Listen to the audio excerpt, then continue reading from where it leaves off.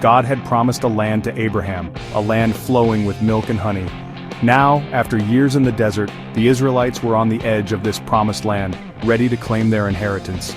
But Moses, their faithful leader, was gone. God chose Joshua, a man of courage and faith, to lead them. Joshua had been Moses' right-hand man, and he had learned to trust God completely. The Israelites were nervous. They had been wandering in the desert for a long time. But Joshua reminded them of God's promises. He told them, "Be strong and courageous. Do not be afraid, do not be discouraged, for the Lord your God will be with you wherever you go." Joshua sent spies into Jericho, the first city they would encounter. There they met Rahab, a woman who believed in the God of Israel. She helped the spies escape and asked for protection for her family when Jericho fell. The Israelites knew they would face many challenges, but they trusted God and Joshua to lead them through. With faith in their hearts, they were ready to begin their journey into the Promised Land. The first obstacle was the Jordan River. It was the time of harvest, and the river was overflowing its banks. How could they possibly cross? But God had a plan. He told Joshua to have the priests step into the river, carrying the Ark of the Covenant. As soon as the priests' feet touched the water, the river stopped flowing upstream. The water piled up in a heap, and the Israelites walked across on dry ground. It was a miracle. This incredible event showed everyone that God was with Joshua, just as he had been with Moses.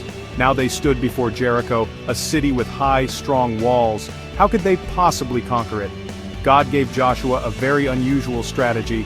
He told them to march around the city once a day for 6 days with the priests blowing trumpets. On the 7th day, they were to march around 7 times, and then the priests were to blow their trumpets long and loud. The Israelites obeyed God's instructions, even though it seemed strange. On the 7th day, after the priests blew their trumpets, the people shouted with a great shout, and the walls of Jericho came tumbling down. The fall of Jericho sent a message to all the people of Canaan. The God of Israel was powerful. With God on their side, the Israelites were unstoppable. They went on to conquer many more cities and defeat many enemies. In the Battle of Ai, the Israelites learned a valuable lesson about obedience. They had suffered a defeat because one of their men had disobeyed God's commands. When they confessed their sin and dealt with it, God gave them victory. Throughout their campaigns, Joshua proved to be a wise and courageous leader, always seeking God's guidance. He divided the land among the tribes of Israel, giving each tribe a place to call their own. The dream that God had given to Abraham so long ago was finally becoming a reality. After many years, the fighting was over and the Israelites were living in the Promised Land. Joshua, now an old man, gathered all the people together for one last time. He reminded them of all that God had done for them. He told them that God had kept all his promises. Joshua then challenged the people to remain faithful to God. He said, "Choose this day whom you will serve, but as for me and my house, we will serve the Lord."